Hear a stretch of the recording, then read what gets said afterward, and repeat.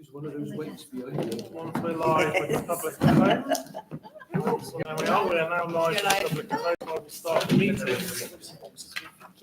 All right, apology for absence. Councillor Monk. His apologies, his wife's sick. Oh, no. Thank you. Yeah, he's very ill. He's never been doctor. All right, any other apologies? So the only other person I can see we're missing is Councillor Astor.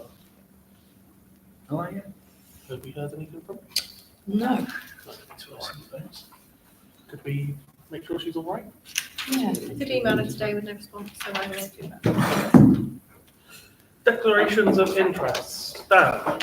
I'm going to have to declare an interest in Alex's first proposal as it pertains to place. Okay, so you won't be able to vote or speak on that motion? No.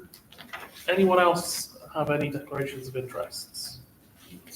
Interest? No. Okay, evacuation procedures. The fire exit is over there, the fire exit sign above it. Or if that's blocked, use the main entrance, obviously don't use the lift. And muster point is in the car park outside. Public participation. Have we got any members of the public who aren't here to speak to specific items? No. Did we have any emailed in public participation? Nothing. To approve the minutes of the meeting held 29th of January 2024, pages 1 and 2 of your pack.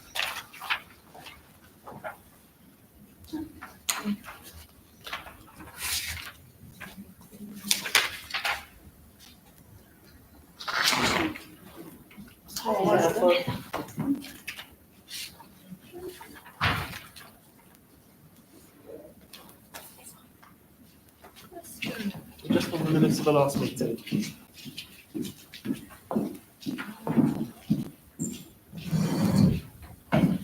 Home 0445. Yep. Number 3, civility and respect pledge. Doesn't have the voting in the right place. Yeah. That doesn't say, because I think there were 2 abstentions. Where? The vote count for the Do we all, civility and respect pledge. do we always put the I do. numbers? No, only if there's a formal vote, yeah. If it's a motion, I would. So there were 2 abstentions then. I know you haven't put NEMCOM, so we know it wasn't. Yeah, I can understand why there would be 2 abstentions or something like that. I do. I was going to read it. Don't worry, we can look into that. And It's myself and Tom. what you didn't want to sign to the civility and respect policy. We both abstained. So, I have one on 0442, but it's only a spelling one. It says, "Does the town council look like to look?" I think maybe that said look like. I'm sorry, which number is that? 0442. Second sentence. Like to look, okay. Like an 80s. Yeah.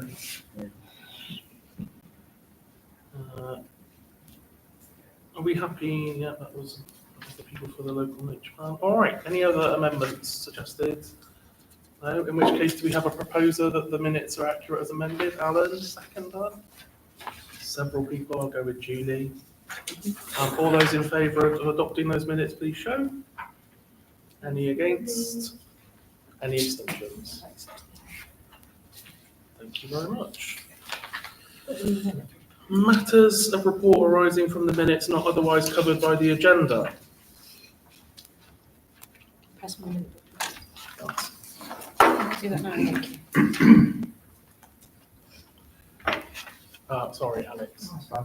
Item 0442, we have a member of the B team here. We asked about that. The night amnesty. He's going to update today. Oh, fantastic. I think that'll probably come up under, have we got a B team report? Yeah, so that'll come up under that, then absolutely fine.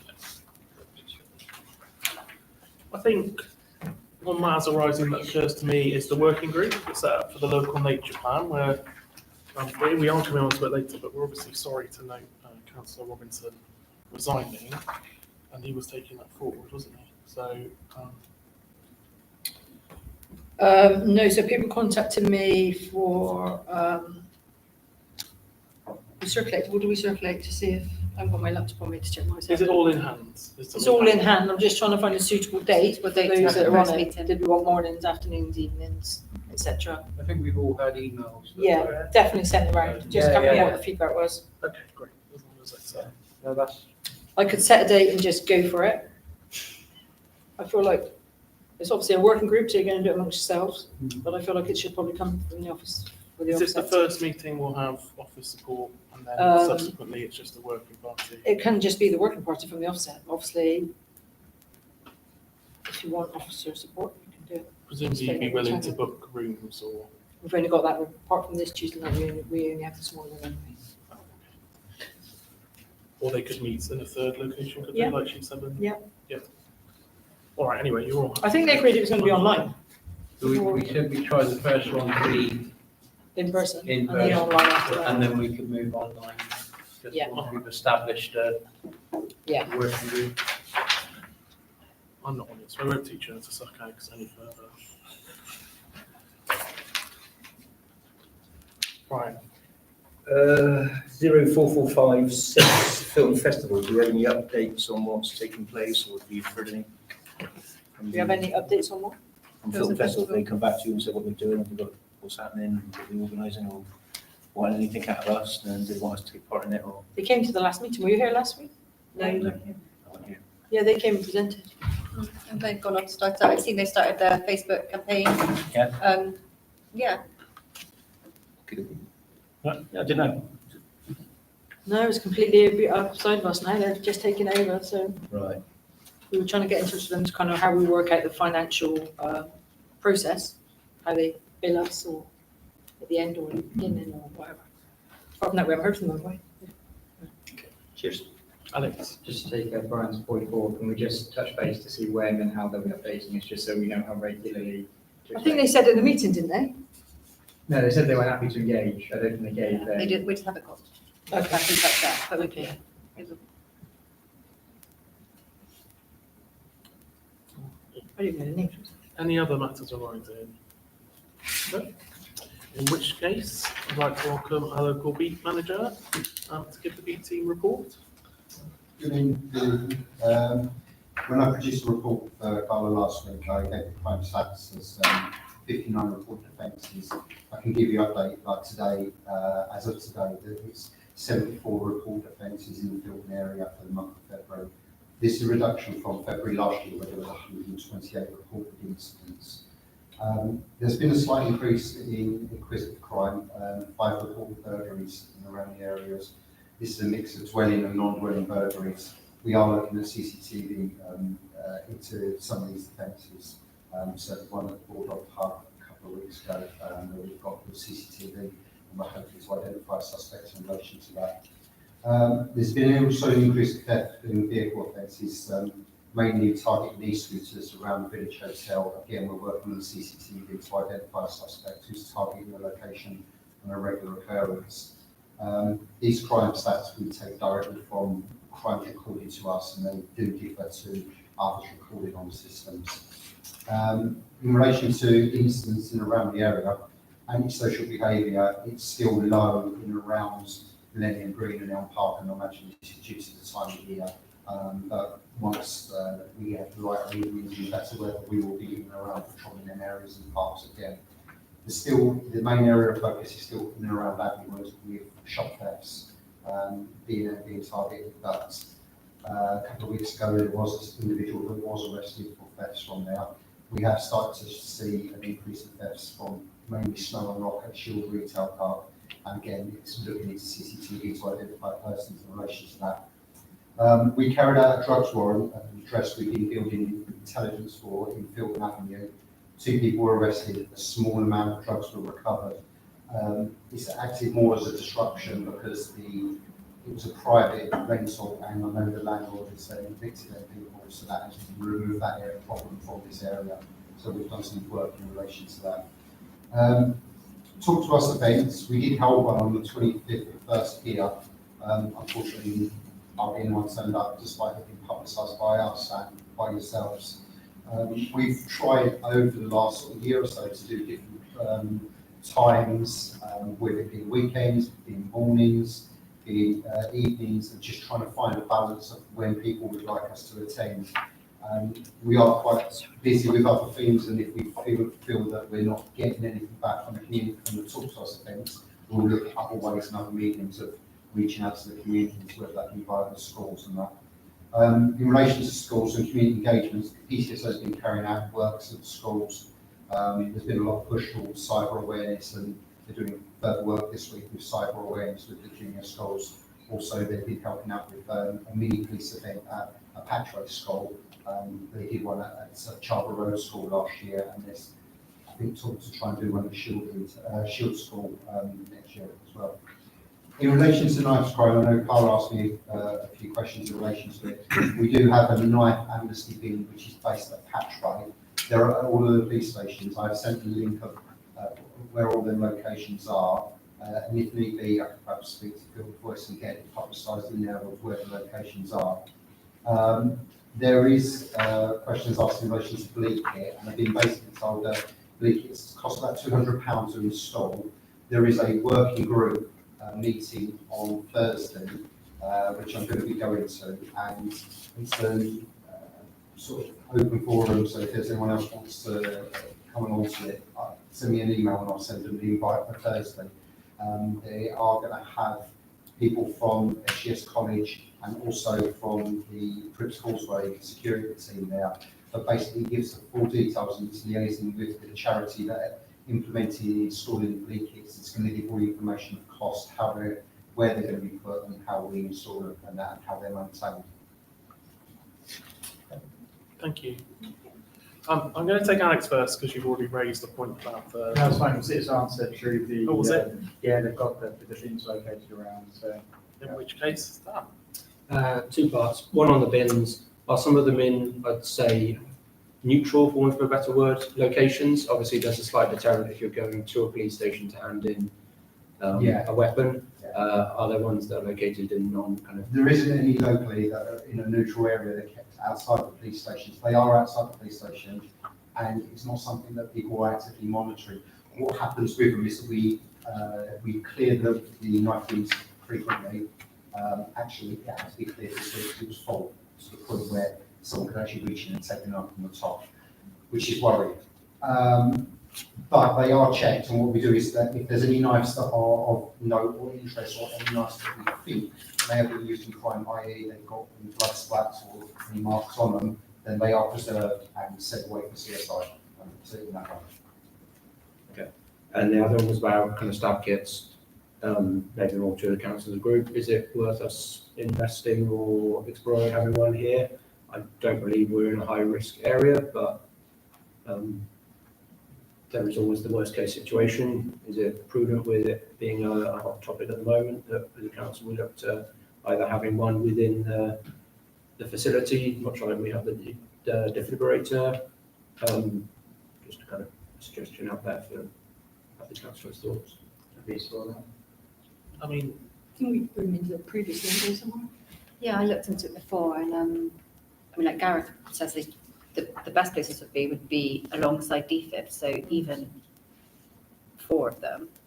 And they're not just used for the knife crime either, they're used for like any mass like car crashes, anything that needs blood stemming. So Yeah, they could be used even like with the football if someone had some sort of complex compound fracture and that, the kit will be there, it will be of use to them. And then of course once they're used, they can be easily replenished by other chains. I've asked if I can attend the training or the meeting on Thursday I'll send you the link. to find out more. I'm seeing a lot of positivity in the room, Dan, so that might be an idea for a motion. Can I put a motion out there, please, Jeff? I don't see why not. Can we take a motion from the floor? Yeah. Yeah, in which case, yeah. For the clerk to either apply through the charity for a kit for Elm Park next to our defibrillator, and unless they're not forthcoming, and then do we have finance to purchase our own, I suppose is the other way of looking at it. depending on what the availability is, but in the first instance, to apply to the charity for one.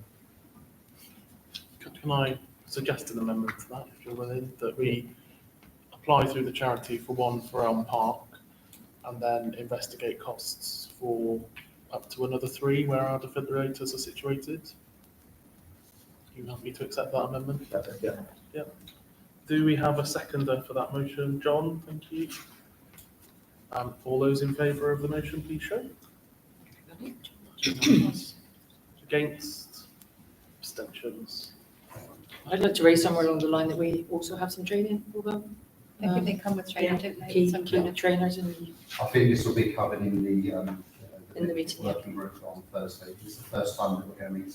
Yeah. Go together, so yeah, I'll send you the links. thank you. John? I have 2 very quick questions. There's been a video on Facebook of somebody dealing with somebody trying to steal their car or rob their car. And also there's video footage of 2 people appearing to be looking at stealing from the allotments. Has that made its way to you, or do we need to encourage people? The one on the allotments is, yes, I've seen that one. We viewed that footage, couldn't identify the people. I think with that one on the allotments, the image of the people, they were just seen on the allotments. It wasn't relevant to the time of the theft at the allotments. Right. Where was the car one? So there's a video on Facebook on Yeah. Filton Voice Yeah. of basically somebody realising that their car is being broken into. Yeah. And then they're seen manhandling the person and telling them to politely leave. Down Station Road? Yeah, Yeah. Oh, so the one where he says, if I catch you again, I'll kill you. that's what I meant by politely leave. So yeah, Yeah. I mean, that should be reported. I've not seen Yeah. that footage having been sent to us yet. There wouldn't be a reason why it hasn't been sent to us if they've dealt with it in that manner. But I'll certainly look into it to see if that crime has been raised in relation to that. That's it. Are there any other questions? I have a question, Yeah. which may have come across your desk or it may be rumour.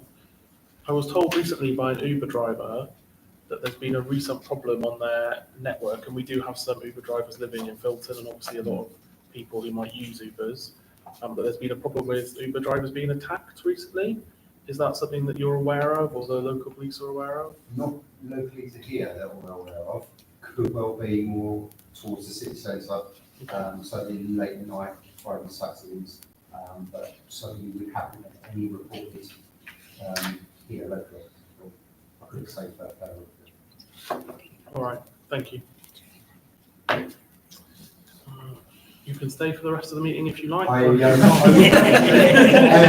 we said we've got tomorrow. So, Thank you very much for coming. thank you very much. Cheers, thanks.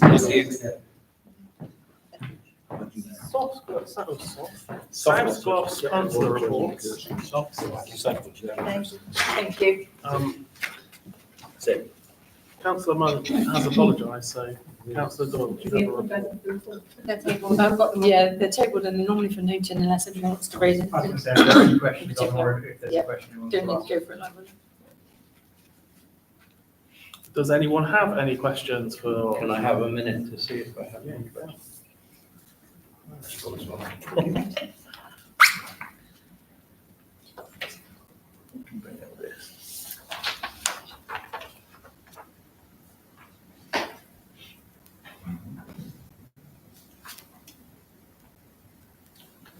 So I do have a question. Go, John, go for it. I mean, it's really open, so I apologise for how open it is. With regards to the nature reserve in Filton, is that an aspiration or is that something that is? So it was raised by officers, so I in fact have a discussion with them tomorrow. So some raised by officers, there's an opportunity to do that in Filton. It's a good site. It may well build on some of the good work done by the community garden. So again, discussion is sort of what are they thinking, site are they thinking, and then what support would they like. Both myself and Adam are in favour of. It's a good idea. So we'll keep you posted. Obviously, if it uses any land that is, I think by Filton again, bring it to the council and to get the council's view on if they'd like to support. Obviously, we have this nature Yes. groups that we're Yeah. starting, so it'd be good to engage with. Yeah, no, good shout.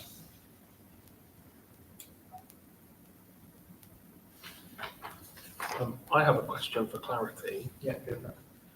Investigating the reduction of trees to be planted in Filton from the Yeah. plant, is that, we think there's too many trees, or No, they've so reduced that the was number and raised- we're wondering it was, why? Raised by local residents, surgery, they effectively said that the original tree planting plan had an additional 50 trees over what it has in it now. They can't find the older version of the plan, and again, allegedly, those trees have, an extra 50 trees have popped up in Bradley Stoke to be planted. So I'm following up with the cabinet member of the place to understand why they've been moved. It's a very poor decision to move them because they were the ones supposed to go down on Filton Avenue, so it'd be very useful for camp cover. So again, to challenge why they moved those, I can see no reason. So the view is that, can we have them back? Can we have 50 extra trees? I don't want to take any away from Bradley Stoke if they found a site. Let's just get some more trees in. So that's effectively what that is. 2 points. One, on the trees, I know that the original plan was subject to services. Yeah. There was also, probably a year and a half, maybe 2 years ago, a major regeneration plan for Filton Avenue, kind of Yeah. from the Screwfix end to the college, Yes. where they were upgrading cycle routes, etc., which probably would have taken out a large chunk of where the potential trees were. Yeah. So there's a chance, I'm hypothesising here, that there's been some joined up thinking, that area is about to be turned into road or cycle path, and Yeah. therefore the trees would be knocked down within a year of them going in, That's a as good part of the connection between, I guess, Abbey Wood and the new Bradley Arena. No, useful thought. I said, hopefully, if that is the case, then potentially we can look at, is there other areas along the road that we face? But no, that's a very good point. And then just as a kind of personal view on the YTL, increase in housing numbers. Yes. I think is from kind of our response to the local plan. Filton would support that, especially if it means that green spaces are saved. Yeah. That an increase in density is no brainer in that area. Yeah. I think there's a view to go through it, but we will remind in similar fashion that it's a brownfield site to be redeveloped. All right, I'm not seeing any other hands, so thank you very much, Alex, for that report. And to Adam, obviously. Submissions from members. So the first proposal is from Councillor Boardman. I'm guessing you've all seen it and had a chance to read it, so I won't read it out, but did you want to speak to it at all? The first part is kind of relatively simple. We had Steve England round on the Filton Festival, and as part of discussions with, I think, a few other councillors and the Millennium Green Group, we're very keen to increase biodiversity in that area, with a bit of a kind of a balance between maintaining good pathways for dog walkers, accessible uses, and kind of people who are using it for frisbee or other kind of slightly more kind of spaced out activities, group activities. So my proposal is that the majority of the area outside of the circle is left to grow, retaining a 1 metre mown path around all the paths around.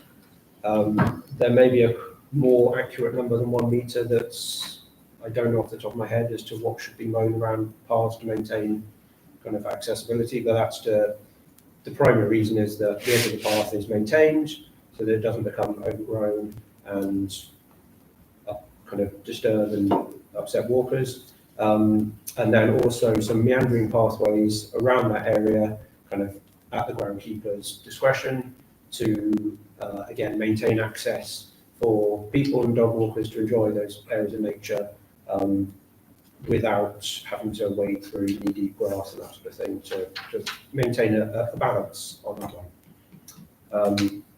Without going too far, keeping the centre of the circle still mown, so it's still a kind of a different amenity space. We've got a good kind of balance between the two.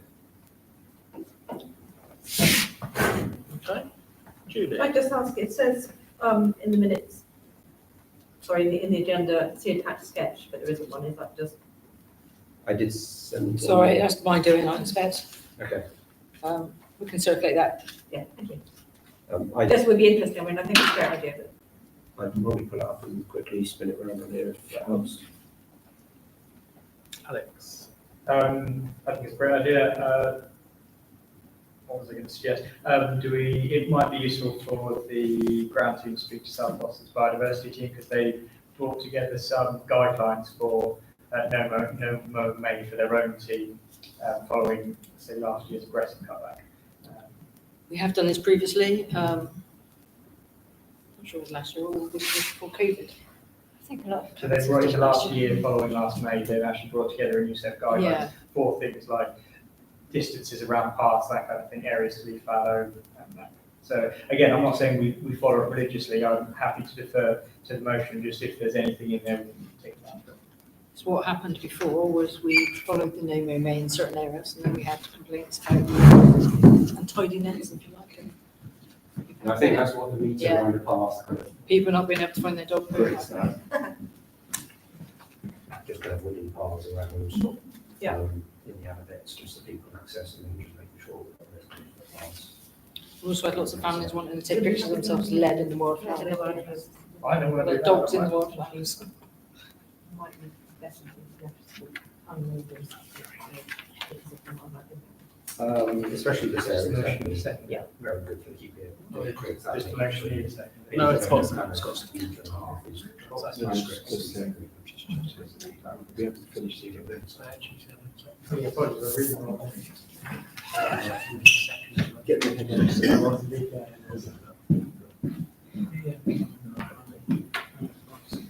All right, there are a couple more hands up, so Alan and then John. I'm in full support of Dan's proposal, but I would also like us to look at the Elm Park and then prepare house as well, to see whether or not the verges can be enlarged around the edges of the field and see whether we can get a greater area of no mow. Because at the moment, we're probably mowing straight up to the fence in places when there's no need. Is that a proposed amendment? It's a proposed amendment, yeah, if you're happy with that. I assume it will be voted on as an amendment prior to. We can take it as a vote, or you can just accept it as an amendment, I think. I mean, yeah, the balance of expanding, yeah, I'm all for that. Understand that Elm Park is very much a kind of sports amenity area, whereas Lillian Green becomes more of a nature reserve area. Just finding that balance between our different green spaces, expanding the verges and hedgerows is always good. We did last time was the bottom pitch, you know, on the other side of the ash pad. The old That Shield whole Road. field, wasn't it? Pitch. Yeah. We just did that. John, So I was just going to pick up with Alex, or everyone. The South Gloucestershire No-Mo is a very good document that would apply greatly to Elm Park. What Dan's proposing is a slightly more aggressive, isn't the word, but slightly more environmentally bigger. So if we looked at the South Gloucestershire No-Mo, we would probably mow areas that the proposal is suggesting we don't mow. And I would just like to agree that we use that for verges, but make sure we don't then accidentally cut the areas that Dan's talking about growing, because it's a good space to get some good grass and hopefully wildflowers growing, as long as we don't cut, like around the shrubs, there's a big area, we can increase that, whereas South Gloucestershire probably wouldn't say to increase it. But it would work perfectly for Elm Park with the amendment. okay, so we've got a seconded motion, it's your seconded Yeah. motion, to enact a no-mow May in Millennium Green, with an amendment that we will look at where that can also be applied in Elm Park. So I'm going to take the vote now. All those in favour of that motion as amended? That is unanimous to me. Any against? Any abstentions? That motion passes. Second motion, then. Yeah, this was more of a, at the same time, because I think there was probably a little bit of history around it, but obviously going through Millennium Green, you enter down a straight path with trees on the side. You then reach the circle. There's a straight on path where you go around the circle, and then at the other end you go to a straight line with trees on either side. And there was a question raised as to whether, when I was talking to the Millennium Green Friends group, whether continuing those trees all the way down to create a single line or kind of a twin line avenue all the way down the middle would make sense, would look nice, or whether that would then create further issues. And I can see positives and negatives from it, and was more kind of taken for initial discussion rather than yeah, I think this is the best thing since sliced bread. I can kind of talk on the pros and cons a bit more if people want. So obviously the pros is that you get the aesthetic of a long straight avenue. It's more trees, always good.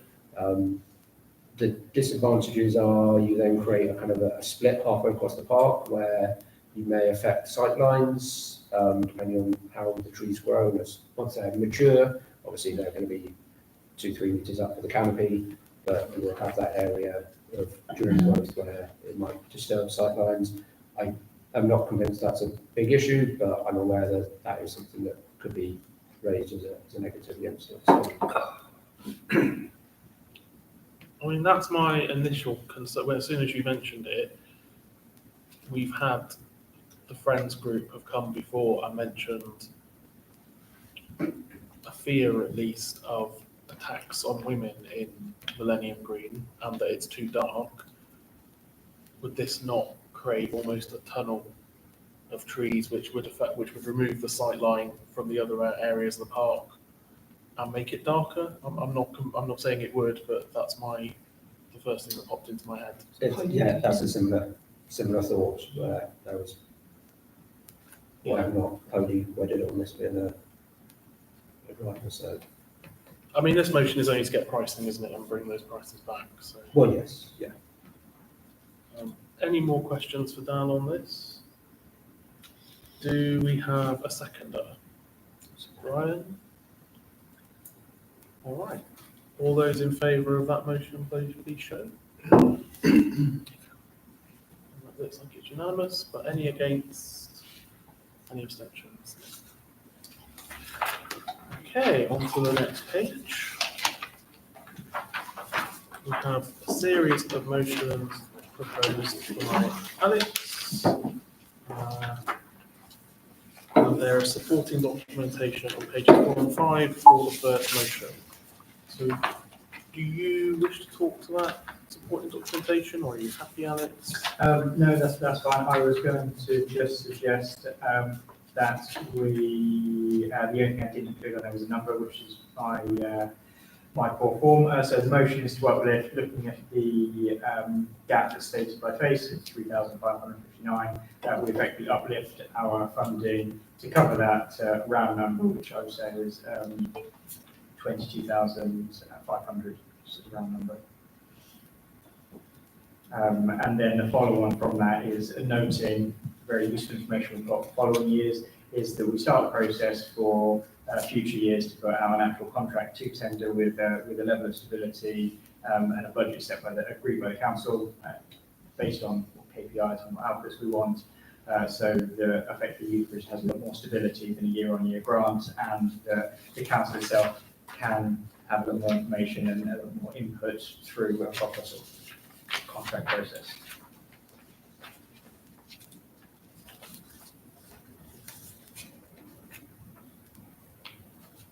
Can I say something? So at the last meeting, I was asked to identify some further funding. And going through the accounts, I realised that we've got the play scheme money that we were unable to provide the play scheme due to the building works.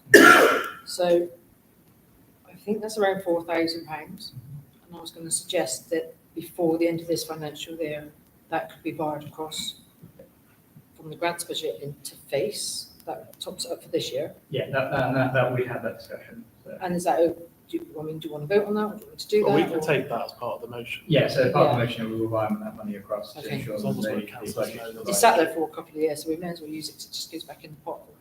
Mhm. 4,000. Yeah. Does anyone have any questions, John? So the only question I've got is not the initial grant money. When we're looking at having it as a, I'm trying to get the wording right, when we put it out to tender, Yeah. would we then be trying to make sure that we tender the same way that Colby Heath, etc.? I just know Colby Heath has recently done it. So there is a metric we could use that's already existing, Yeah, and so we can just put that into place. So I've just set on the motion to start the process, if very much like to our office, just to sort of guide us on what the best way to do that is, or what support we might need if we do need anything beyond council's capability.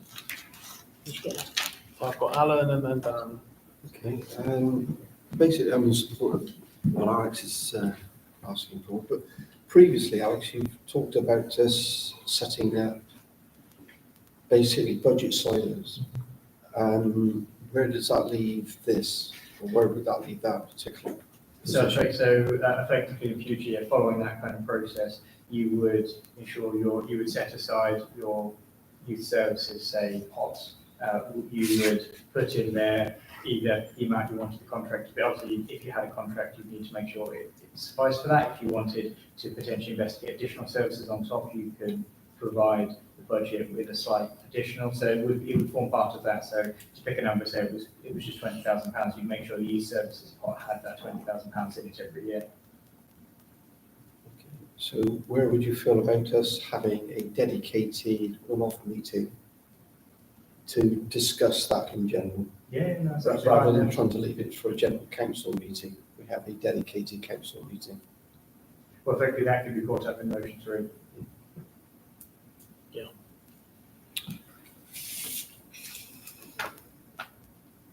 I had Dan, didn't I? Needless to say, I strongly support everything that FACE does, and I think it's fantastic, and I support the motion. The one question is, it's not really a town council.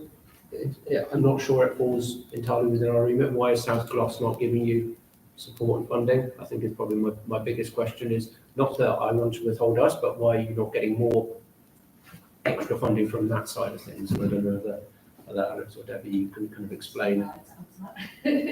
Yeah, so we do get some funding from South West Council. So South West Council has something called the Youth Activities Offer. So that was a new contract which came out this year. So councillors were all invited to a town and parish council briefing last February, I don't know, sometime last year, but nobody from Filton attended. So that outlined exactly what they do and how they fund it across South Gloucestershire. So they, this area, we are the lot lead, so we have subcontracts across from here to Thornbury to Lincoln area, and it's about £120,000 that they put into youth work. So that all gets divvied up amongst the area. So we get, I think it's in the region of 15,000 for our senior youth club at FACE for that. This bit funds the junior work because the youth activities offer only goes from age 11 upwards. So it was that gap, because basically South West used to fund 4 nights a week, so they do junior clubs and senior clubs and everything. When it all got cut back about 6 years ago, they only funded work with 13 clubs. So it was that gap, which is when we originally came to the council and said, could we fund the junior work? So South West Council does put money into youth work. It's just this the gap really, and it funds. So as part of the contract for the area, you have to have 2 nights provision in priority neighbourhoods. So because Filton is no longer a priority neighbourhood, Hatchway gets 2 nights funded out of that. And then Thornbury, Little Stoke, Bradley Stoke are the ones that currently get an extra night funded. So we do get 1 night funded. Thank you. So just building on that, effectively, the previous administration had cut that funding, so Filton Town Council at that moment stepped in to support that. So again, it's an open question for the council. Are we happy with the level of funding provided? Do we want to provide young people in Filton something above and beyond what some of us provide? And that's the open question for the council for either the top up here and for the establishment of any future contract. Dan. Sorry, I'm assuming that there is not going to be an expansion of the South Gloss funding in the next couple of years then? Not in the, It just started a new contract, but it starts on the 1st of April, so just agreed upon that's for the next 5 plus 2 years. So it's a fixed term amount, so that 120,000 is not going up, that's a fix. So the senior night will be to get 15,000 for the next 7 years with no uplift whatsoever.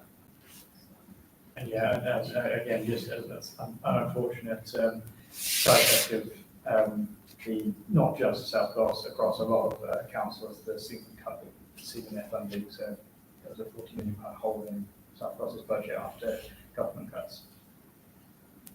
Is that something we then will want to, sorry to add to your additions, but to mitigate for inflation against that senior group as well, to ensure that we do have a full youth provision availability? Because inflation at 5-10% as it's going up over the next 5 or 6 years, that money pot dwindles a bit. Yeah, I'd suggest that if this was passed, we were then to talk about contracts in a future meeting, I would say we want to provide some level of index linking. Perhaps with some safety valve in case it's absolutely ridiculous, Yes. but yes, I do agree with you, otherwise that pot becomes worth less than that as it is. So the town and parish councils, that's where that's really useful, because Hampton and Corbett Heath have just agreed that they do it annually and put an uplift in. Thornbury's just aligned with South Gloss and put theirs in for 5 years. They've actually added in up to 5% rise every year, so the Thornbury element of it allows that, whereas South Gloss has said they're really not going to. So if I could just come in quickly, because it's a question related to that, and then I'll take you, John. Just for clarity, because I'm not fully understanding, everyone else might be. We would pay the £3,559 immediately if this motion is passed, or as immediate as we can, because that money's there and it will have passed as a motion. Yeah. You've asked, as part of the second part of this one motion, begin the process to fund Filton youth provision to attend contracts. So we would need to revisit how that worked with inflation rises and costs. Yes, each so year my at view a is later that date anyway. from next year, effectively, if we're told we can't actually enact it by next year, then we'll revisit what next year looks like. The aim would be before next year, we start actually funding that for a first April. So Dan's question, we would be revisiting that later anyway, the inflation, whether we want to do inflation proof the amount we're giving. Yep. Okay. John? I'm just wondering, Leslie, you said there's 4,000, or what are effectively youth services if it's a playgroup. Is there any reason we can't give them the 4,000? I've said 4,000, that's Yeah. what 22.5 is. Okay, so we're not talking 359, we're talking 4. Okay. Cool. Thank you. The only thing I always like to raise is, do we still consider Pyramid Youth Club? Because they're obviously, we have 2 youth clubs in Filton. So the follow-on is to tender a contract. It's not specifically directed at base. Okay. I'll Just say to they get will do a that, great job, yeah. but it will be, so the stopgap is to ensure our current continuity of youth provision, and then, looking forward, it's just a contract. Can we tender to more than one applicant? Or does it all have to go to one? No, it's an open tender. Yeah. So anyone who wants can tell us what service person they believe they can provide for the funding we are offering them, and then we decide based on what we get back on who we want to go with. Right. I'm not seeing any other hand. Oh, Alan. The fact that you've raised Pyramid, are the people that attend Pyramid a different bunch of people? You're not aware. I'm just concerned that if we go in face and we ignore Pyramid, we're actually going to create a I problem. don't think that's what we're doing now, because we're not coming to tender the contract. That's Not at the what we're moment, doing. no, I'm just thinking that's why I put in my sort of amendment, I guess, in a way, that we have a dedicated council meeting to discuss this and this alone.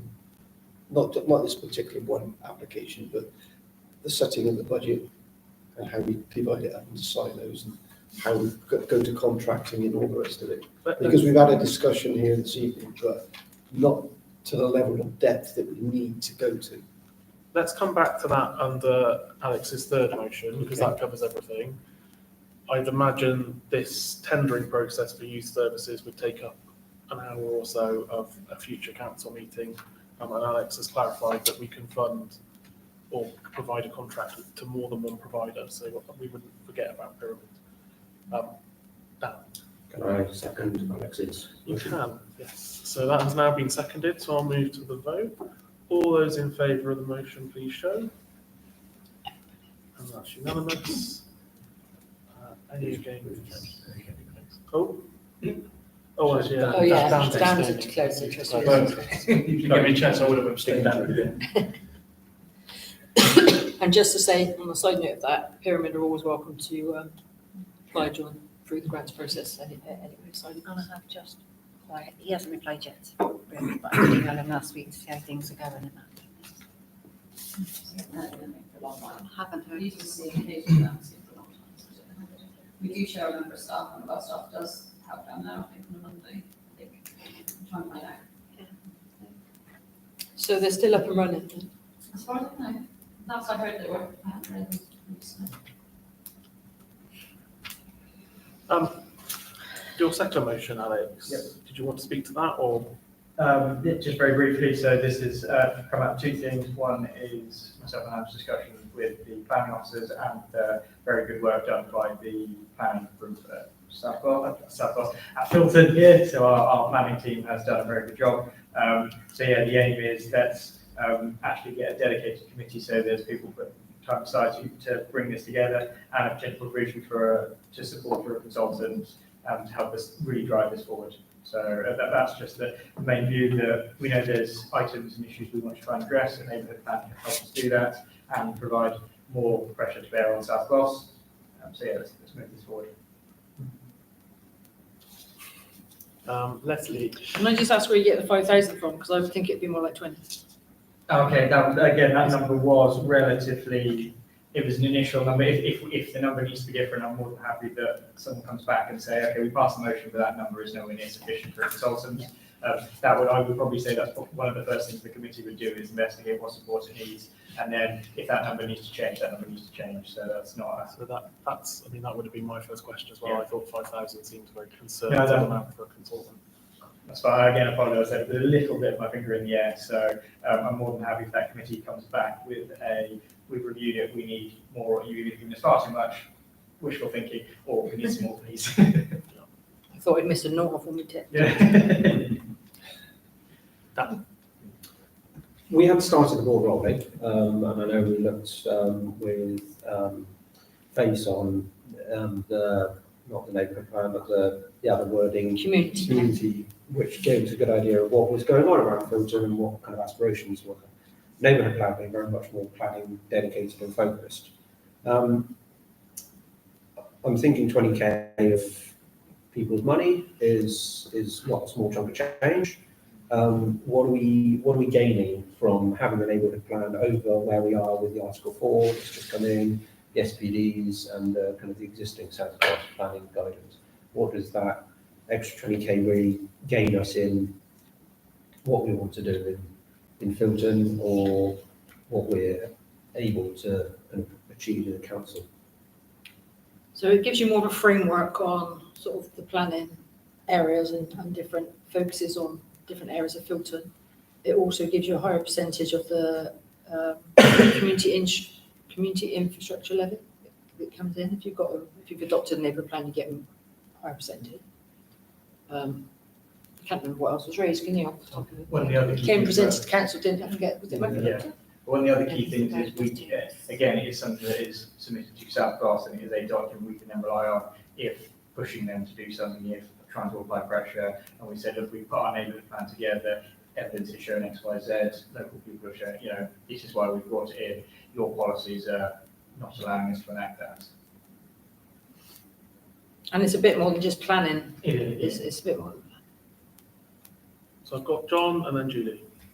So I, if you'll indulge me, to answer Dan's question, the South Gloucestershire Planning Committee, and I always forget the lady's name, so I apologise, but it's Chris somebody. Wilmore. Thank you. Chris Wilmore has fed back to us directly that we can't sit here as a council saying we want to engage, aren't we great, we're talking about our planning, when we don't have a neighbourhood plan. We've also had feedback from a planning officer whose name has completely escaped me, that we could turn down a lot of the things that the local tax-paying residents are voicing on Facebook, saying, why can't you stop these? The neighbourhood plan would make it so that we can make our areas more zonable, which obviously leads into what Leslie is saying, is it gives us, it's £20,000 to achieve the thing, assuming that's what it is, to achieve the goals that we can definitely say there is a large voice of people saying, why aren't you doing this, why aren't you doing that? And Adam, if he were here, as he's told me, would give 3 examples, I think, in Colpit Heath, where they turned down, actually I'm saying Colpit Heath a lot, probably isn't, but 3 areas in South Gloucestershire where planning applications went through, they didn't match the neighbourhood plan, so they were not approved. There was no, it just, South Gloucestershire said, this doesn't meet your neighbourhood plan, rejected. So it is a very powerful document. Can I just jump in on that just very quickly? The example that Adam gave was the council wanted, South Wales wanted to set up the Castle School, like Thornbury. sorry, and it had to be turned down because they didn't even That's it. Julie? Thanks. My question sort of following on, I think, from what John was saying. I was just wondering if having a neighbourhood plan, does that give us more weight when there are disagreements about housing HMOs and things like that? Because it seems to be that the council puts recommendations to South Gloucestershire saying we don't think that this development should go ahead and that development, and quite often we're overridden, which obviously residents will then see more HMOs going up, and we will be the ones that they will think of. It will put more weight behind our view, and again, the neighbourhood plan has to be evidence-based, but yes, it gives us more weight if we are following our neighbourhood plan, and South Gloucester attempted to move past it, let's say. And obviously we're saying using a consultant, would there also be an opportunity for residents to feed into that and make their wishes known? There'll be a huge consultation process during the whole project. It's a neighbourhood plan led by 14 people in this room. And one control. I haven't seen any other hands up, so do we have a seconder for this motion? John, do we need to amend it just to strike out that 5,000? That's fine, yeah. What I'm happy to say is, and to provide a budget, and provide a budget agreed with the committee or something, so they get all the committee feedback. How about motion to set up a committee to create a neighbourhood plan with a budgetary provision for a consultant? Far better, yes. Yeah? Yeah. All right, so everyone's clear what we're voting on. We're going to vote on that as amended. You still have a name? You have, I think you have to You have to propose a say- name vote and then we have to vote on it, don't we? No, you can just request an Is it just a request? Yeah, as long as you just do it beforehand, before any voting starts. You want to name it? We can Yeah. have a name vote, yes, you requested a name vote, so it will It's be a nice to know name that vote. because I'd have the right form to do it with. And I'm sorry, still happy to say. All right, so John's still seconded and it's going to be a name vote.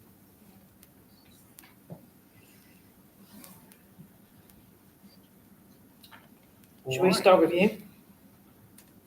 We can do, yeah, in favour. Tom in favour. So we'll go to my left. I'm in favour. I'm in favour. Dan, In favour. In Julie, favour? Esther. I should have done it with rounds or anyone in. Can't write that fast. Yeah. In favour. Dan, In favour. Alan, Favour. Anne. In favour. So everyone's in favour, so just need to write down everyone's name. NEMCOM. All right, thank you very much. That motion is carried. Your third motion, Alex. So again, it builds a little on what Alan was raising earlier. So the aim is, again, to set up a committee, again, just so there's time put aside for a group of councillors to bring it together and come back to finance, establishing effectively a 5-year budget plan, outsetting sort of what our spending priorities are, what categorisation is. So yeah, just to provide ourselves a bit more stability financially, allow us to direct ourselves and then make sort of our funding choices going forward a little more easy is the wrong word, a little more directed, so that we aren't always going, well, we'd like to do this, okay, where are we taking the budget from? This was also suggested by the accountant last time we presented to council that we had a 5-year plan. Yes, also building on the recommendation for the accountant.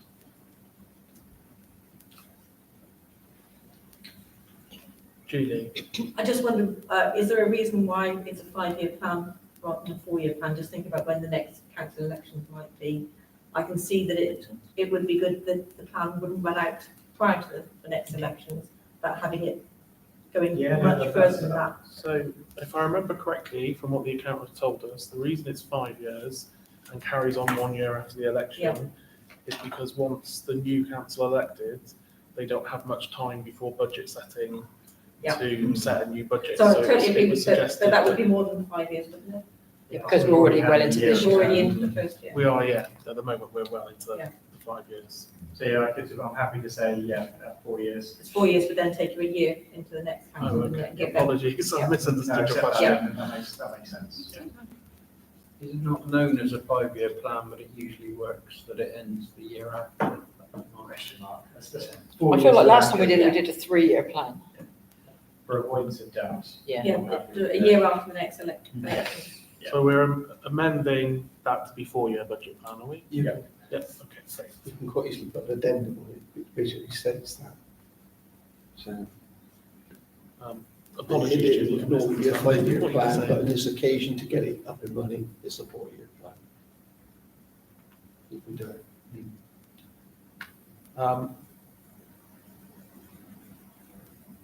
Alan, I know you haven't put your hand up, but I know that you wanted to say something. Yeah, basically, I'm in support of the motion, obviously. But, I just feel that to get all councillors involved, at least at the initial stage, we need to have a dedicated meeting where this is the only subject that's discussed. And then we can move forward, because I'm conscious, and I think this is one of the reasons why Alex has probably put it forward. We've drifted a bit here and there, so I'm never quite sure where we're going to take budgets from, who we're going to give money to. It just moves around. It's a bit of a moving piece. We don't seem to be structured in the way that I guess we would want to be. All right, so I've got Alex, and then Dan, and then Leslie, and then John. Okay, I've got Alex, and then Dan, and then John. Fight for it. Alex.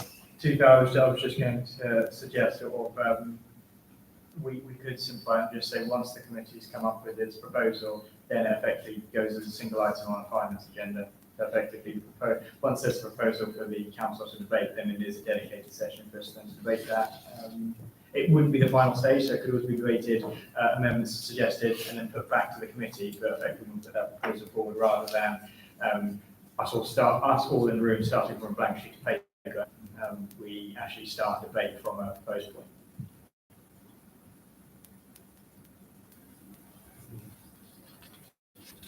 All right, Dan. A similar view there to Alex is that I'm recognising that we have a couple of committees and a couple of committees forming. Some councils have an awful lot of committees. We've historically, in the last kind of couple of groups, a couple of election cycles, not had so many committees.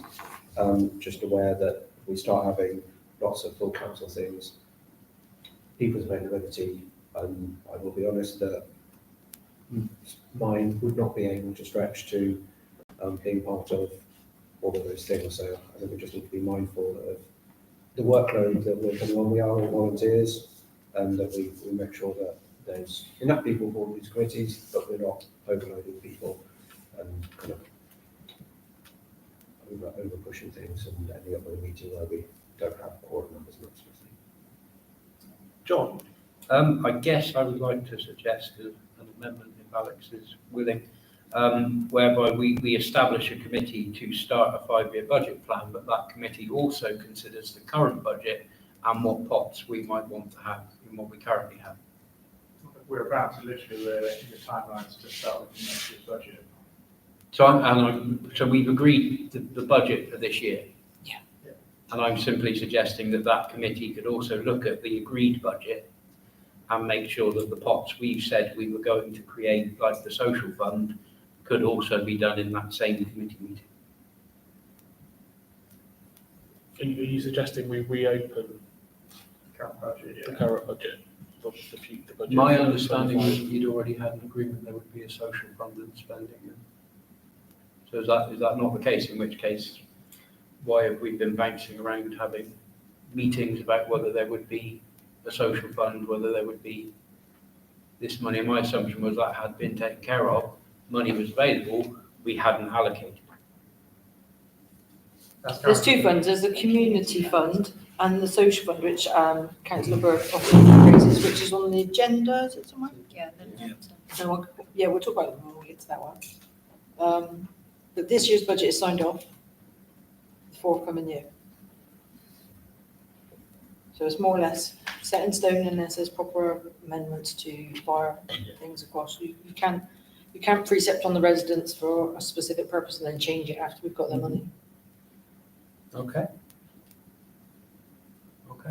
Then I withdraw the amendment. Okay.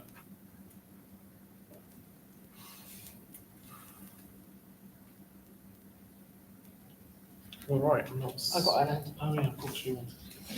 So a few years ago, this council wanted to be involved in everything. So we moved across to having 2 full council meetings a month, one dedicated to finance and one dedicated to everything else, all the statutory requirements.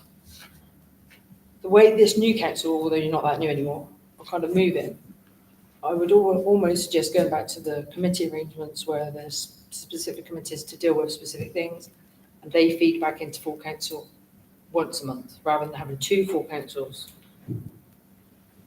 It's never really been that democratic anyway, because you've got all the same people on both meetings, so there's nothing to feed back. The only problem we had previously when we worked along those lines, which to be fair is how most town and parish councils work, they have committees that feed back into council. The only problem we had is members that didn't sit on those committees or didn't turn up for those committees ended up wanting to rerun their meeting during the full council meeting. So the time that we would review the committee structure would be the annual meeting in May. So it's quite good timing now that you're just kind of raising these things. You'd only probably have 7, maybe, of you sitting on a committee. 9. Which would, We you can say how many you want. Yeah, You set an odd number. You set an odd number. You could have 5, 7, whatever you decide. But then those committees would be dedicated to those subjects rather than, like Councillor Bird suggested, having a full council meeting to discuss, well, it was just a moment ago, was it? 5-year plan. The 5-year plan or the neighbourhood plan and all those things. You'd imagine how long we'd be sat in a meeting. So you'd get them. So what I'm basically trying to say is, can I suggest that you review your committee structure in May? I think that's food for thought. I think for now, I would see this budget committee reporting into the finance and general purposes meeting. We do have sometimes an awful lot of business to get through. I struggle to see us doing all our business at one full council meeting, even with committees, but You it's give food- the various it's- committees delegated powers. It's So food they for don't have to thought come back to for, you for everything. it's food for thought for the APCM this year. Perhaps councillors want to take that away and have a think about it. Yeah. Alan, Well, getting back now, everybody's had a reasonable say. I still think we need at least one dedicated meeting, not to continue in that way, but at least to have one dedicated meeting where all the councillors are there to discuss the subject in detail and understand which subcommittees they may want to be members of. Otherwise, I can't quite see how you're going to divide it up. At least that way you might be able to see synergies between various subcommittees. So certain individuals will sit on this, say maybe 1 or 2, and others will just sit on 1. And I think that's why we need a dedicated meeting, just to kick it off, get it going, and once we understand exactly how our subcommittees are going to work and who are the members, and then leave it in that way of operating. it sounds to me like you're proposing an amendment to the It motion is basically an amendment, to yes. call an extraordinary full council to kick off this committee. I'm looking at you and I don't think you're going to accept that I'm amendment. happy to table the amendment and we can vote on it, but yeah. The reason I'm tabling it is I brought this up 2 or 3 times in previous council meetings and it's never gone anywhere. We've now got a motion on the desk that we're going to vote on. I still feel that to get something like this up and running and for all the councillors to understand where it's going and what the various subcommittees will be responsible for. That way everybody will understand. Otherwise, I think what Leslie said just a moment ago, some people won't be on certain subcommittees and they won't understand what's going on. And then you end up with a rerun of various committee meetings at full council, which is not what you want. Probably, the only problem being there's not enough days in the week to keep having single topic meetings. Well, This is just a only one one-off, single topic, just to get so- it going, just so we understand what we're going to do, how we're potentially going to divide it up, and what each subcommittee will be responsible for. Okay. We've got an amendment that we will need to vote on because you're not accepting the amendment. So the motion as amended would be, as it says here, but adding that the committee would be launched by an extraordinary meeting of full council. Do we have a seconder for that motion as amended? Brian? Okay, in which case, so we'll move to the vote, and just so everyone's clear, we're voting on the amended motion. If the amendment falls, we will return to vote on the original motion. It's not a choice vote, though. Because I'm confused.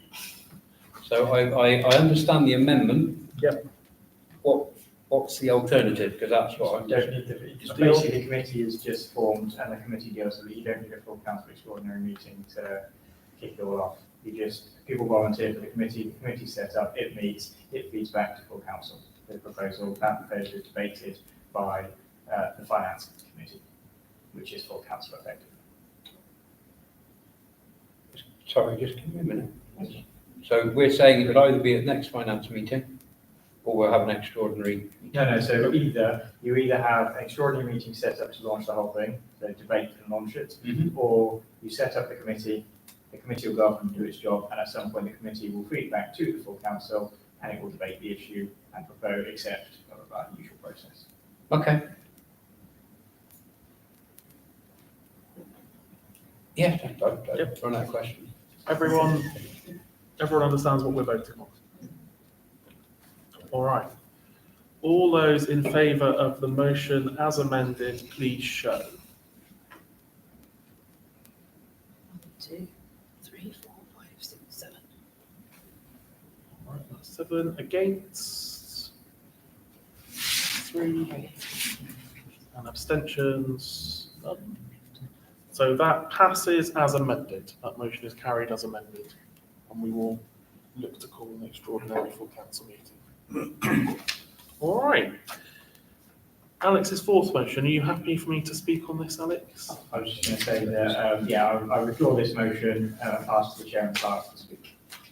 So I've asked Alex to withdraw this motion. And the reason I've asked Alex to withdraw it is because it's instructing councillors and the council to do something that we're, are you all right?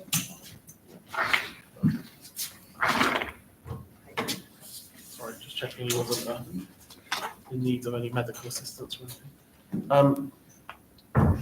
It was asking councillors to do something that we've already agreed we would do in the past. We've agreed in the past that we would do diversity training. It isn't mandatory for all councils, but it is mandatory for our council unless we decide to change that at the APCM. So we do all need to do this. There has been disruption to training because of COVID. I know that's probably becoming a bit of an old excuse, but I think that disrupted our training schedule and we haven't done some for some time. The clerk has arranged on the 4th of March for 2 sessions which are booked and will need to be paid for. One in the day for councillors who prefer to attend during the day, one in the evening which will be online for councillors who want to attend online. It is important everyone attends. Obviously, Alex has put 3 months. I think that the intention behind that, and Alex can correct me if I'm wrong, is to make sure that it gets booked and where possible councillors do it. It's not to catch councillors out who are working all day on the 4th of March or happen to be on holiday on the 4th of March. If that's the case, let the clerk know and alternative arrangements can be made for you to sit the training at another time. We'll shortly be taking on at least probably 2 co-opted councillors and the training will need to be reorganised anyway. There's some documentation about what the training will involve here, I think it's with everyone else as well, that's been tabled. But do make every effort to attend at least one of those sessions on the 4th of March. Can I just say that I've already circulated this by email earlier, and within that there's a link for you to go on and do a little I haven't looked at it, what happens when you click the link, but there's a little pre-course thing to fill in and listen to. It's not in there. This council agreed that we would have compulsory training on qualities and diversity within 3 months of any election. I have been questioned tonight and asked what are the consequences if we don't want to do the training, which I'm going to have to look back at the notes and find out what the consequences are, because I'm not sure. I don't think we want to get to that stage. If people have a specific issue, which means they can't do the training, as I said, this isn't to try and No, remove people from the council. just don't know what the answer is if people don't want to do it. They can come and speak to me, and we'll have a discussion. I'll check back in the standing orders and see what she says. But it was sprung on me just 5 minutes before the meeting. So. John? So my only question is, why are we using this, which I'm assuming we have to pay for, when NALCO have an online training pack? Because this is the organisation that we always used previously, and they deliver a very good training. I don't know the answer to that. I assume this costs money. Yeah, this is expensive. It's about £200 per member. NALCO is free. I don't know about the NOG training. I only know about this one that we've always used. Okay, so NALCO have an online training pack. Yeah, but that's not. You can yeah. sit and go through. Covers law, covers legislation, covers everything that needs to be covered. That's something we can look for in the future. This is just what's already booked in. I think that's a very good point, but this is booked now. I think we have to pay every council. When did we agree to pay it? When we the budget? It was agreed previously, and we couldn't get enough members. We couldn't get enough members to sit the training. So rather than be charged a cancellation fee, we rolled over the date for when we could rearrange it. And we do have a small training budget, I believe. Yeah. Yeah, can I just confirm the timings for that earlier session on the It's 12:30, 12:30. with the view that people grab a sandwich beforehand. There will be a break during. How long is it? It's 3 hours, but there will be a break in the middle. And that's in person. Yeah, That's in the day. Yes. The one in the evening will be online. And the in-person one is here, isn't it? Yes, it'd be in the smaller committee room. And also, I lost my train of thought. I was going to say something, Carol. I think that's. I'm just going to ask, the 12:30 start, is that set in stone? Could it be slightly later or? How late are we talking? Because it is currently It's booked. only that I'm doing something in person for work and it won't finish before 12:30, but I could potentially get to a face-to-face session for 1 o'clock. That's fine. We could, if you don't mind, could just be doing introductions and stuff before Yeah. that. Just I mean, I'll be able to confirm hold off that as long as we could. to you by Yeah. email, probably tomorrow. Otherwise, I can then look on the online one instead. Thank you. We've also got staff on the course as well, so all 4 members of staff are also doing the training. All right. Brian. 2 questions. Missed the dates and stuff, but what's the punishment if you don't do it? I raised that when you were out of the room, but So I did we're that. going to check back and see what it is. The Okay. consequences, I'm not sure. What was the dates in there again? Sorry. It's next Monday, the 4th of March, Working, 12:30 in the office or in the evening online. so I can do it all done online stuff. As I said that when you were out of the room, Brian, this isn't an attempt to get people to do it in 3 months so we can catch people out and try and remove people from council. It's just to set a date. I didn't expect that. I didn't expect that anyway. I just said yes. Alex. Yeah, to that, it was a comment that, again, if council is struggling for time to take training, then of course council is doing that. If there's anyone that feels they have a fundamental disagreement with doing diversity and equality training, basically Clark and council to understand what that means. Yeah, and the offer for people to talk to me if they want to is that. Yeah. All right, I'm going to move on now because people have the date. It will circulate again by email, I'm sure. Reports from committees, working groups, and the town clerk. casual vacancy for council. I assume you have an update for us. I have an update on the fact that we have another resignation from council, from Councillor Robinson, who resigned at the end of last week. I've done my bit in notifying the monitoring officer and the chair. The rest is down to us what we want to do next. So the formal process is to advertise the vacancy. So we advertise this notice, notice hereby given that casual vacancy has occurred in the office of councillor in the Norfolk Ward. And if you get 10 residents come forward to call an election, that's what we do in a period of 14 days. I think Carla worked out if we were to advertise this tomorrow, Takes us to the 13th. closing date would be the 13th of March. Missing out the days we don't count. And we can set the date to stop the clock ticking. So do we want to do it this week? Do we want to do it after Easter or? I think I'll take a proposal. If someone's got a proposal, then Do it now, suppose. so I've Go got straight a bit tomorrow. Alex proposing that we begin this process to fill the vacancy tomorrow. I've got John and Alan indicating seconding. So all those in favour, please show. Everyone. Any against? Any abstentions? All right, begin that process. Thank you.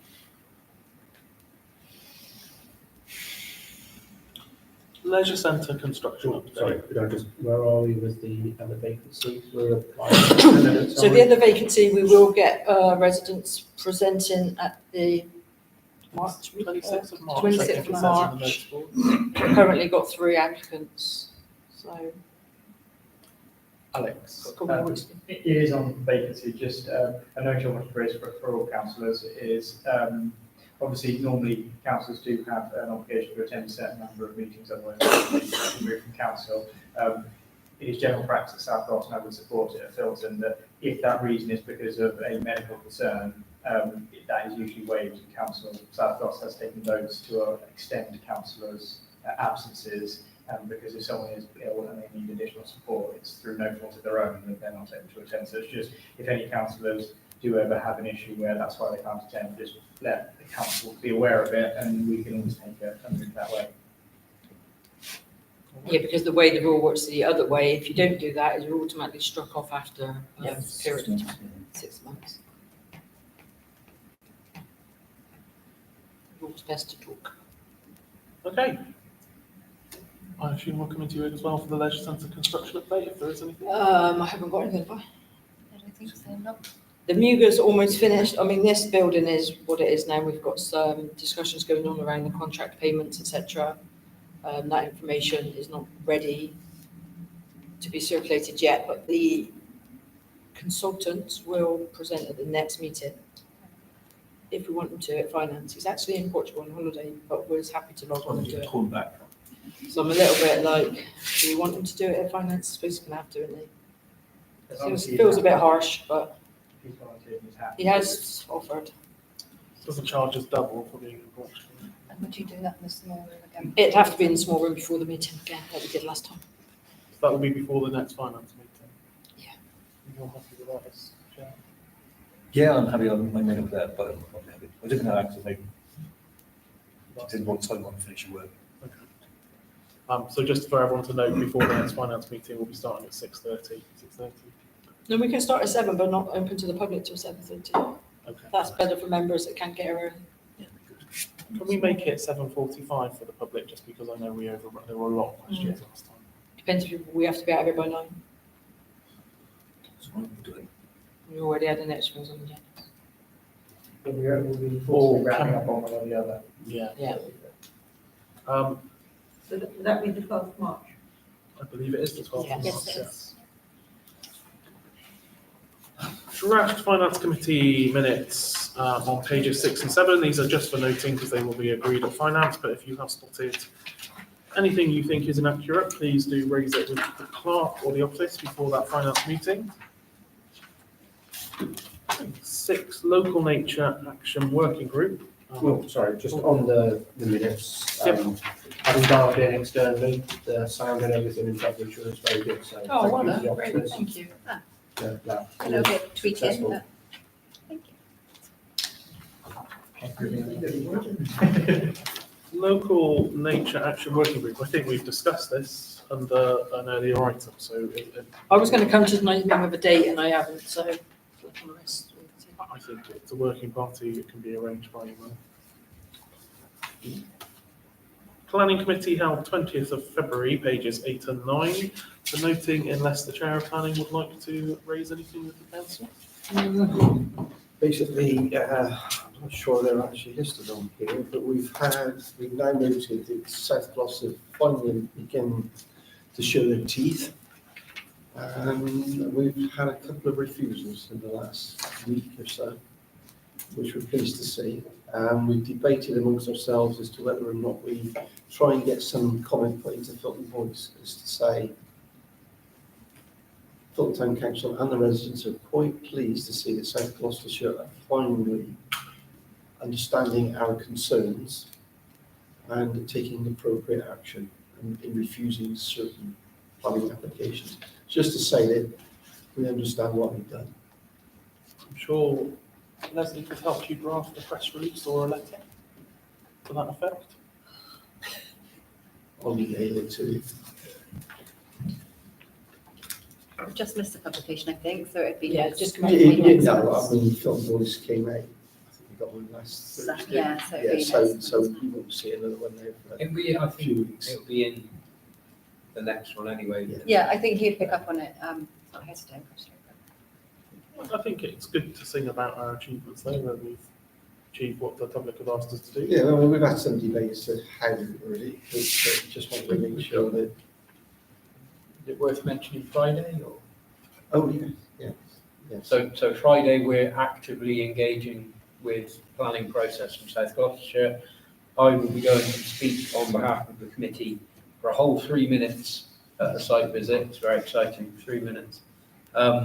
Never spoke for less than 3 minutes. But yeah, so we are engaging and we're doing what South Gloucestershire asked us to do and actually getting our hands dirty and talking and making better comments based on feedback they've given. It sounds very positive. Thank you both. Social funds. Right. Well, due to the discussions that we've had earlier, I think that's going to have to wait now until we have this. So you'd like to defer that to the extraordinary? Yeah, I think so. Rather You than, don't want me to follow up on some inquiries I made after my conversation with you? oh, good. Okay, so we discussed the social fund. I'm not actually too sure where it sits in the accounts, which sounds a bit wrong, but it's in there. It's probably in there under something else, another heading. Some of the ideas that you ran past me were along the lines of helping underprivileged families swim and use the centre with the price increase coming in. I spoke to Active Nation and they were keen to support that. How they justify or how they work out who meets the criteria and who it is something we can work towards. But if this council were to give them a sum to work towards, like 5,000, 10,000, whatever, then they could start helping underprivileged families. It's just how you, because it's the people that are already receiving the benefits anyway, it's really hard for those that are in that middle gap. Yeah, we just need to, Work it's that just way. going to take investigation. The original plan, when we were sort of people that needed food or money to come to council, that we haven't got power to do that. Got no power, but we can obviously work towards some other options. We can work for a charity to do that. Yeah. So we just need to make charities aware that there is a social fund, such as the food bank, say for argument's sake. Yeah. We have now a dedicated budget, so I know that we'll take care of that hopefully. I'm kind of struggling to work out the difference between the community fund and the social fund, because there's £20,000 community fund sitting in our accounts. As well as, Just on that, well, it's in my head, something that comes up mind is social prescribing for people who, need, for health reasons, need to use the exercise on centre. prescription type. Exercise on prescription, that's something we could maybe look at funding, again, a similar vein. I've got Alex and then John.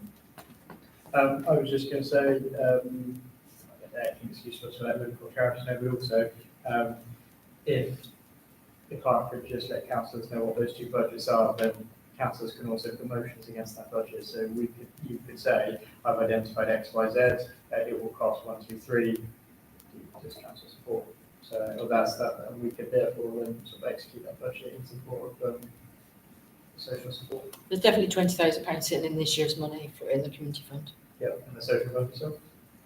I'm not sure if it's the same thing. I think I'm trying to get my head around if they've crossed That's fine. They are somewhere in the our same thing, then, yeah, discussions. community fund, it tells us what we've got available then. Got you, Dan. All right, I've got John and then Dan. So my only comment is earlier I said there are these two pots in the budget and we should discuss how we spend them in a committee meeting. And you said we didn't have them. No, I was waiting So for I them. withdrew my amendment on the basis that you said there is no social fund. So I've withdrawn an amendment earlier where I said that the committee could meet and discuss that. I've then voted for an extraordinary meeting on the basis that there was no fund, and there is a fund. So I thought you were saying you'd had these discussions to have a fund and you've never seen it in there, No, I wanted I to said revisit there the are, budget. I said there is money allocated in the budget that you've never seen. and we should discuss how we spend it. So on a point of order, my voting has now been subverted with respect because there is a fund. And I did suggest we have an amendment where we start a 5-year plan. I'm just going to say this, I'm really sorry, the 4th of March is a cancer day, so I'm a little bit tough. It's not nobody's fault. I'm just telling you it's getting a bit. Yeah, I mean, that's. But I'm still now feeling that I suggested that fund, which we're now talking about, how we do it, I had suggested an amendment where the committee that started the 5-year plan also discussed how we allotted that budget, which does exist. And earlier we said it didn't. So I feel there's a point of order there that I've made various voting, other people may have made various voting on an error because the budget is sat there and I was saying that committee could work out how to spend that as well. So I'm just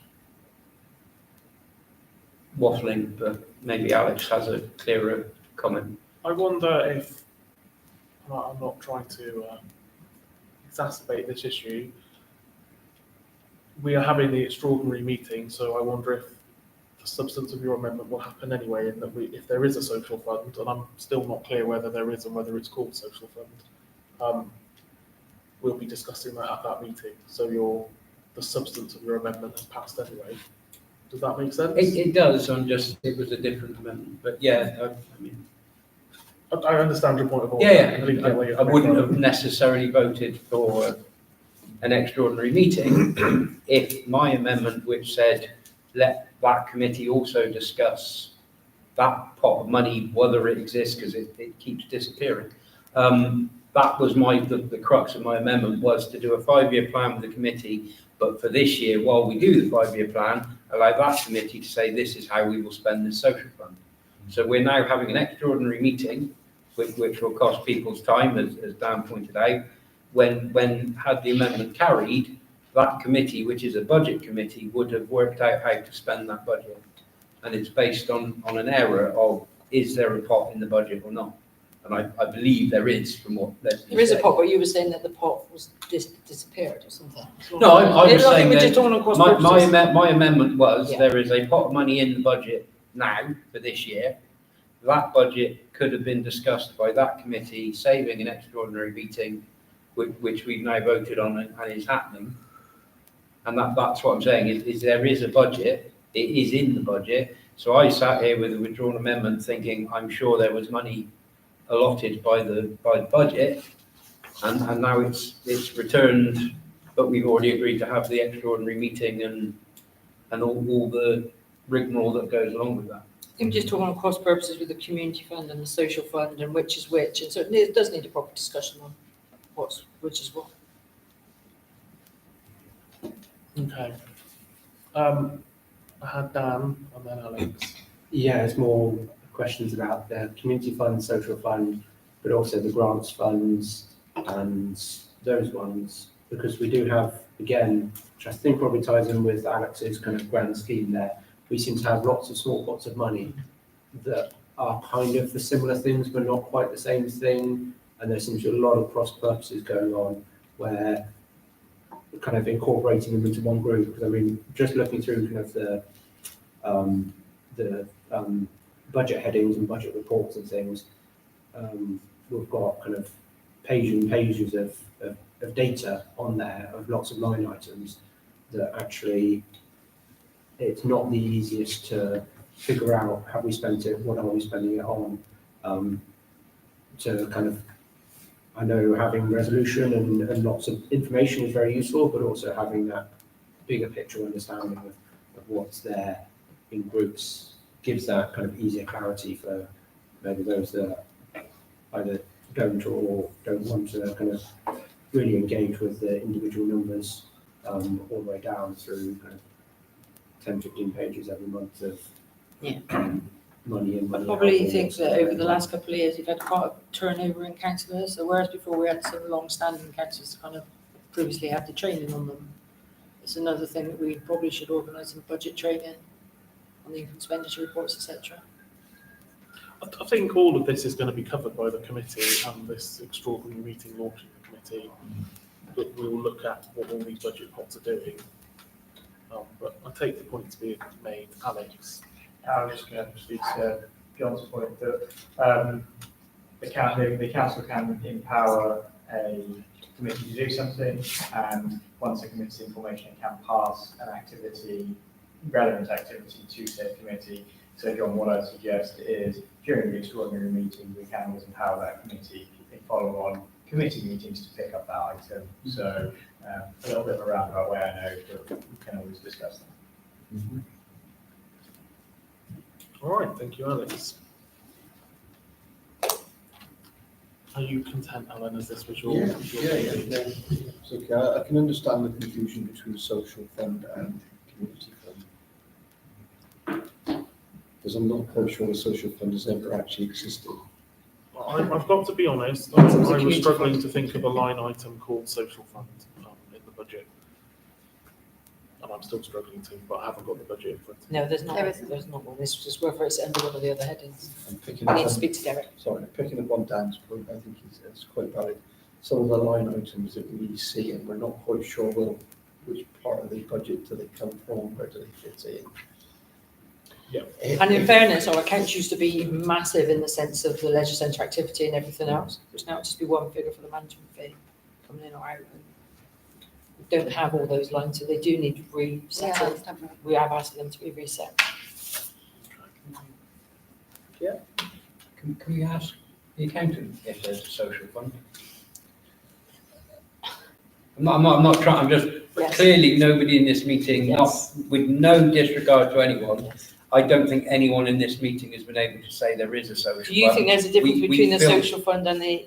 So to my mind as chair, unless it says, that if there isn't a line item called social fund, there's nothing called social fund. There might be a community fund, but whether people feel that's got the same aims. But we've spoken at length in numbers of meetings, finance, about whether we're going to have a social fund. We have. So if it isn't there, why wasn't it added? That would be my, where did we not? Where did it why didn't it get put in, I suppose, is the question. Or is it a case of Derek going, oh yeah, it's over there? We just don't know. I'm not having a go at anyone, I'm saying No, that no, it's Leslie absolutely fine. I will Leslie get back to doesn't you and know, clarify. if Leslie doesn't know, then the accountant surely has to be asked, Yes. did you budget for this? And then that's, I mean, it's clear from the budget that Derek was given a list of things we wanted and there's stuff in there and what have you. So it should surely just be there's a weekly or monthly meeting. We could just ask where he put it. Did he put it in there? Does it exist? It's And not- then we know. I don't want to overstep my mark and sort of get into debates over it, but I feel like the social fund, there was a lot of talk about the terminology around it and what we tend to do if it wasn't there. I know we suggested money, but we were talking more about do we have the power to run a social fund, et cetera, et cetera. So it Okay. will be there somewhere. We could talk about it for ages, I think not my place. I'll bring for you in a minute. Yes, right away. Three things. I'll ask the accountant. If Leslie asks the accountant what's happened with the social fund and whether we're thinking it's now called something else. We did all see the budget and voted on it if you were at the meeting before Christmas, and it is now agreed, we can't reopen it for this year, we can do things going forward. That's two things. I've forgotten the third, so we're moving on unless anyone's got a urgent thing to say. Right, ongoing updates, pages 10 and 11.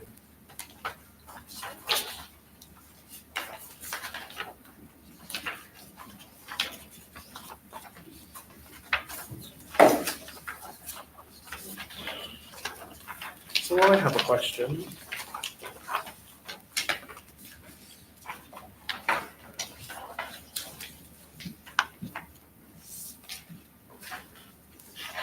I can't read it. Should have done Specsavers. I'm going to try my glasses.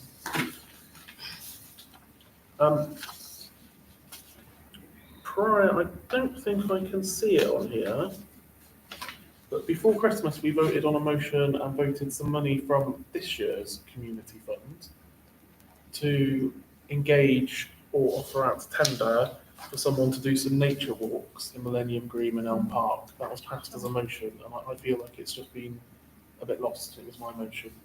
I might have actually dropped off. It doesn't seem to be on here, and I'm not sure. No one's told me there's nature walks going on. I think you're right. So just a reminder, really. Alex. Yes, I can see. Alex. Yes, bottom of page 10, the quotes for the ecology report. The comment states the vote. Have we had any feedback from South Gloss? I'm assuming that's Matthew Lipton. Over Millennium Green? Yeah. So they came back to me last week saying, and I can't remember what the actual long name of the report is, they're doing a report during April, evening and dust study during, no, the assessment's in March, the evening and dust study morning for the bats is in April, and they will report back. But they're going to send us a quote next week, so we agreed to the works. Okay, that's So, yeah. brilliant. So hopefully So it's a bit backwards, but that's how the email went. Yes, no, that makes perfect sense. They're going to send us a quote and they've given us a breakdown of when. When the works will be done, yeah. Fantastic, brilliant. Also, we had an email today from Millennium Green. Was it to do with this? They wanted to know the scope. They want to know the scope of what we're asking the ecologists to do. So, That'll be in the work, they suggest that will basically then be for council to decide if we think that's appropriate. I did reply with the response that I took from the meeting of what I originally asked for them to quote for, so. Yeah. I just- Yeah, I mean, that's the scope, isn't it, what we've asked them to quote for. Alex. The flag flying policy. Their comment is that we've purchased a pride flag to see progress. I'm assuming that's just the first one and there is So plans. we've actually asked you selecting. today I asked Connor to order the one for March because we're going to start a collection of them without having a mass expense. We're going to buy them as the year goes on. Yeah, that makes sense. Fantastic. Brilliant. John? Two things really quickly. How is the survey going? I was going to ask tonight if I can extend it because I've got about 25 responses, but the weather's been so bad. So I thought if I extended it whilst it got a bit better, we'd get more responses. So if everyone's happy, then I'm going to extend it to the March 20th. I know some reading this sound really stupid. I'm presuming it's online, not out in Both. raining stuff. I've got QR scans at the skate park, Thank you. and I keep sharing on Facebook and website. So and renewing the posters to keep going up. So it's all out there. And sorry, two. With regards to the motion that was carried with the local clubs and the cycle speedway, did we get a response from them?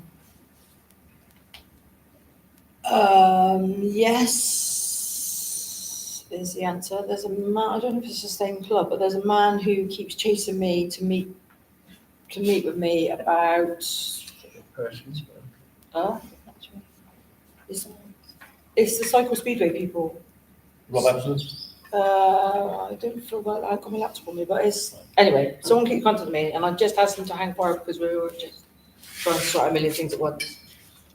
He does chase me every now and again, so yeah, I do need to speak to him. So that's the cycle That's the speedway. cycle We've not had speedway. anything from the remote control No. people, no interest, right? No. Okay. I will double check that. Yeah, I'm just not hand on interested. heart, I haven't, but I will Yeah, double check. we were going to ask them if they Yeah. wanted to get involved, and Yeah. just interested to see if they had. No, I don't think they have, but we can double check. Alex? Two things, one just, Carla, do you need anything from us to extend that survey? No, just that, because I said I'd finish it in February and bring the results, but I just figured if I left it for a month, I'd get better when the weather. Looking forward to that. And then the other comment is just on the third item down, school grants. Have the schools come back to fill it, they engage, obviously it's been open for a while, we know the schools were in favour, but obviously it's gone a little quiet. I know schools are obviously very busy, as is the council, so just, has there been any follow-up on that? I can't actually read it, but I will. No, so were they told to apply for grants, whether we don't offer grants, they need to apply for the grants, that was what they were told, wasn't it? And that would be.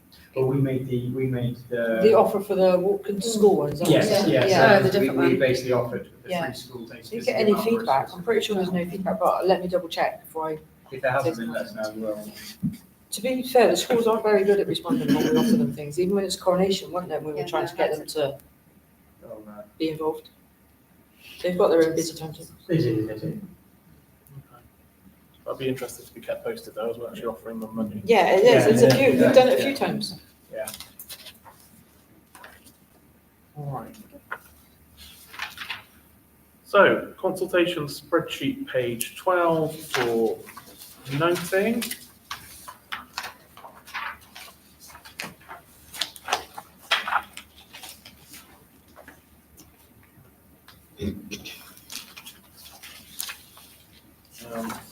Councillors can note that, particularly the South Gloucestershire Council Plan, which we have fed into the planning committee. No, the local plan. We haven't had the council. This is the new one, That isn't is it? Apologies. That is the local plan, isn't No, there's two. No, this is Oh, new. right. I think that's the key thing is there, it sets each council has effectively what its top priorities are, that's effectively what's its decision, and effectively what the council is asking for is residents and councils to feed in and say, how do you want us to focus, where do you want us to focus? So the way I phrase it is what matters to you. So again, as a council, we could feed into it, as individuals, I encourage you to, because effectively it's how you direct South Gloss to where you want to focus. Do we need as a council to work out how we, If we have some priorities we'd like to feed in, we can respond as a council. And I'm not opposed to that being raised as an item, don't know why I would be, as an item on the agenda. It's my understanding they're running some workshops on it, aren't they? Yes, I want to say so, I don't know when they are. Can we circulate when those workshops Yeah, are? I think I already did. I literally think I forwarded the email round to members last week. Perhaps when we discuss the agenda for the 26th of March, which is still within this date, we'll see if there's any time to have a bit of a fuller discussion, depending. We have got a co-option on that evening, and probably other things coming up as well. just to, you're not thinking of the local nature plans No. you've been, because you've. No, been there's a there big one already. that was, There's been a so I load, said to yeah. Carla, is it on the list, didn't I? That big one that went round last week, it might be. You sent it on the 19th, is that The big one. about the council plan consultation pop-up meeting? Also, please bear in mind that once you've called an extraordinary meeting, you have to do that within 10 days. So it's got to be a meeting within the next 10 days.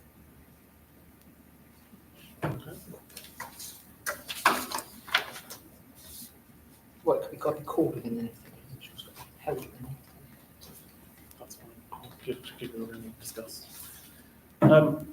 Alex? I'm just going to go on that, then, Leslie, do you want to circulate some dates for councils to pick from? We could obviously, staffing is usually the first Tuesday of the month, for extraordinary meeting, we could bookend staffing effectively.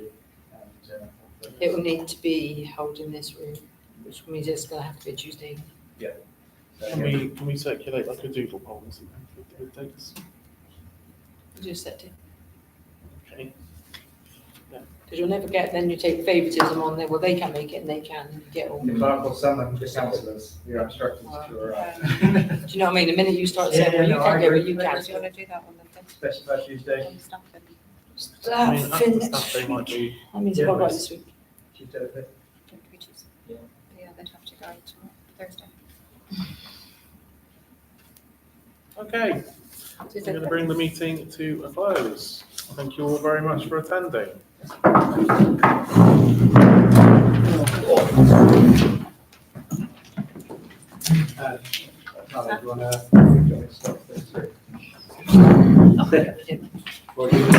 Oh, of course. Save it.